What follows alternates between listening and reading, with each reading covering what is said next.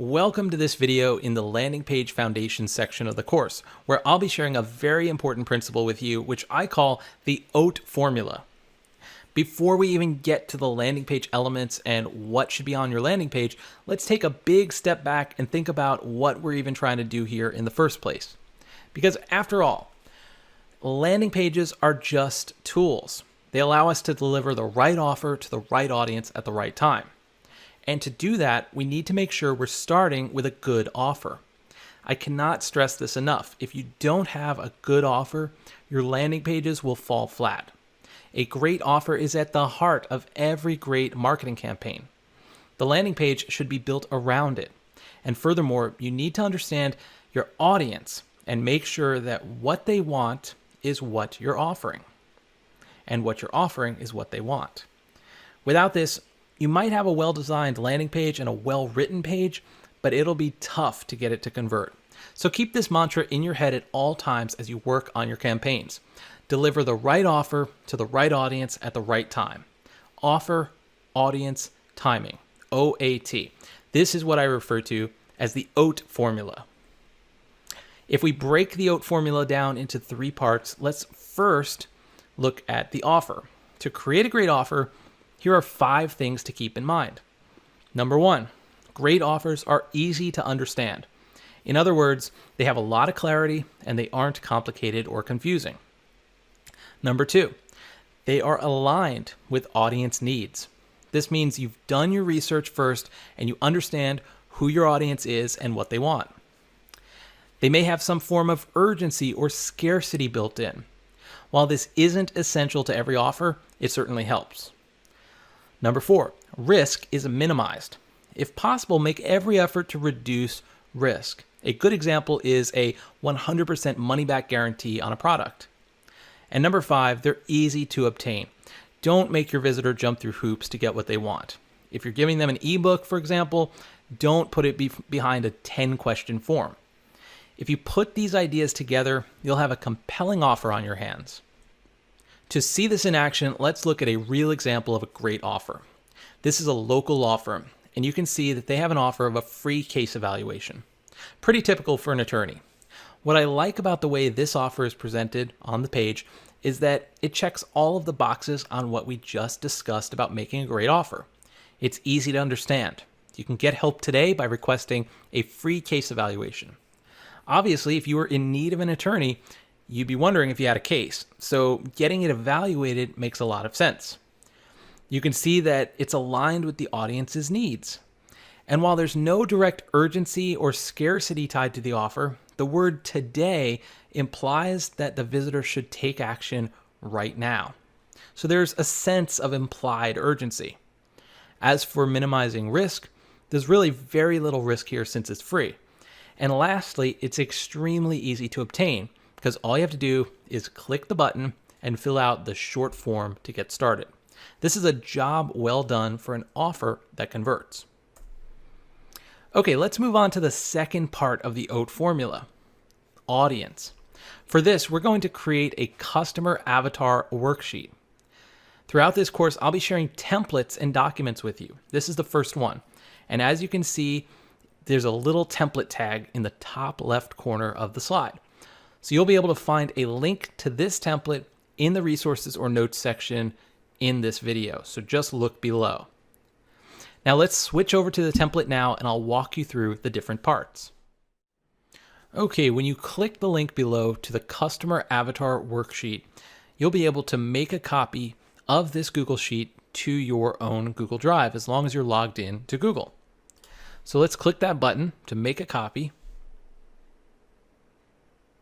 And this is what you'll see. Now, this is something that I've put together over many years of building customer avatars in a number of different ways, using a lot of the readily available templates that are out there. None of them fit my unique style for what I wanted to include in a customer avatar worksheet, so I created my own. So it might not be perfect for your use case, but hopefully you can either use it as is or adapt it as you see fit. So what we have here are 3 sections: profile, problem, and phrases. Let's go through each one. With the profile section, what we're looking at are demographics and psychographics. Demographics are pretty easy. These are what define your target audience member, who they are, their age, gender, education, location, occupation, employer, and income. Now, even if you don't know a lot of this information, just try to do the best you can. What really helps for me is to think about a single person.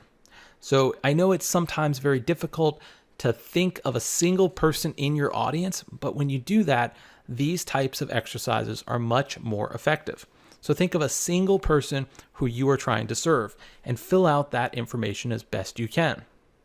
Moving down to psychographics, this is where you're trying to answer the question, what do they behave, or why do they behave the way they do? You're trying to answer things related to their activities, interests, and influences. Activities might be things like they like to go to the gym, or they like to walk around the mall, or they like to read. It's things that they do. Interests are topics that they're interested in. And I know there could be some overlap between activities and interests, but that's okay. Do the best you can to try to separate these out. What I like to think of as an activity is something they actually do physically. And interests are subjects or topics that they're interested in, like history. And then influences could be things like media that they consume. Do they watch certain YouTube channels? Do they consume a lot of Netflix content? Do they like to browse Facebook? Do they read certain magazines? Those are all influences. Moving on to the problem section. The core problem. This describes the core challenge or frustration that they're trying to solve. And you want to do this in one simple sentence. It's going to take some time to come up with a good problem statement, but put a lot of work into it because this is really important, because this is how you're going to craft your offer. Then we have the before-after grid. This describes their core problem in 4 different frames of mind. First, you have what do they have before, what do they have after, how do they feel before, and how do they feel after. So what we're talking about here is what's known as the before and after states. And we're going to cover this in more detail in the course shortly. But as a quick refresher here, although we haven't covered this yet, before and after states are basically, it's your job as a marketer to help this visitor transform from a before state to an after state. They have a problem, you have a solution, and you're trying to help them make that transformation. And so you can break this down between what they have and what they feel. So what they have is more of a logical realization of this before and after state, and what they feel, this is more on an emotional level. So I'll give you a quick example, going back to our lawyer example. If someone was injured in an auto accident, what do they have before? Well, they probably have a lot of questions. Do they have a case? How serious is their case? Are they entitled to compensation? Do they have the right attorney? Should they get an attorney? Those are some of the questions they might have. What else do they have? Well, they probably have injuries. And then what do they want in that after state? Or what should they have in that after state? Well, ideally, they would have a settlement, right? That's most likely why they're trying to contact an attorney. Or maybe they're just looking for some restitution or some satisfaction that their case has been heard.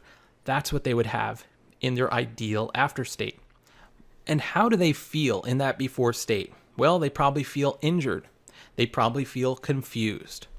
And how will they feel in that ideal after state? They'll probably feel like justice has been served. They probably feel like they've gotten what they were entitled to or what they felt like they deserved. So this is just one quick example of how you can set up a before and after grid. And don't worry, we're going to cover this in more detail because I have a whole separate checklist just for the before after grid. Now this image, this is optional, but what I like to do when building these types of avatars is go to Google and try to find an image of somebody who looks like they could belong to this target audience. And this really helps me personalize the avatar. So it's up to you, but I do find it helpful to connect this avatar to a single person, even though it's a fictitious person. And then down here, I like to give my avatars a name. This is also optional, but you'll see a lot of examples online where you'll see things like Marketer Mary or Bob the Builder, giving you a silly example there. But having a name associated with your customer avatar can also help you personalize it. Then moving on to the phrases section. This is also really important because this will help you create better copy on your landing page. So quotes, this is where you want to try to find some exact quotes from people in this target audience. What do they say during the customer journey? Because these quotes, you can either use them on your landing page in the copy, or you can use them to answer specific questions on your page. But knowing what people say from this target audience is really important because it'll also help you understand their thinking process and the questions that they are asking themselves as they navigate your landing page. And then objections, this is also really important because it will help you answer other questions on your landing page. So what may hold someone back from taking action? Going back to our law firm example, maybe they don't trust this attorney. Maybe they don't trust attorneys in general. Maybe they feel like they might have to pay something up front just to get a consultation, and that frightens them. All of these objections are really important. So there you have it.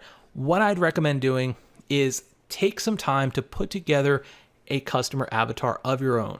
If you want, you can even share yours in our private Facebook group. And I'd be happy to give feedback if I can, and I'm sure you'd get some feedback from other members of the group as well. But this is going to make a big difference if you do this before you begin building your landing page. Okay, we're back to look at the third part of the OAT formula, timing. What we're talking about here is the customer journey. The best way to explain how this factors into your landing page optimization is to use the stages of awareness created by a copywriter named Eugene Schwartz in the 1960s. His framework is just as relevant today as it was back then. Here's a quote from Schwartz. Quote, "In its natural development, every market's awareness passes through several stages. The more aware your market, the easier the selling job is, and the less you need to say." Now let's walk through these stages. The first one is unaware. The person has no knowledge of anything except perhaps their own identity or opinion. Next is problem aware. Your prospect senses that he or she has a problem, but doesn't know that there's a solution. Then there's solution aware, where they know the result they want, but not that your product or service provides it. Next up is product aware. This is where they know what you're offering, but they're still not sure if it's the best choice for them. And lastly, we have most aware. This is where they know they have a problem, that there is a solution, that you have a product or service for them to solve the problem, and there's basically just now needing to know the details of that offer or the deal. Can you see how knowing which stage your landing page visitors are in can help you tailor your messaging to them? This is incredibly powerful when used correctly.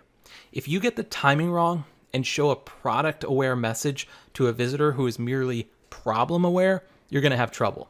So take the time to learn this. I recommend checking out Eugene Schwartz's book, Breakthrough Advertising, to learn more about his methods. I'll include a link in the description below. Okay, now that we've covered the OAT formula, we're going to move on to one of the most important parts of this entire course in the next video. The 7 questions every landing page should answer. I'll see you in the next video.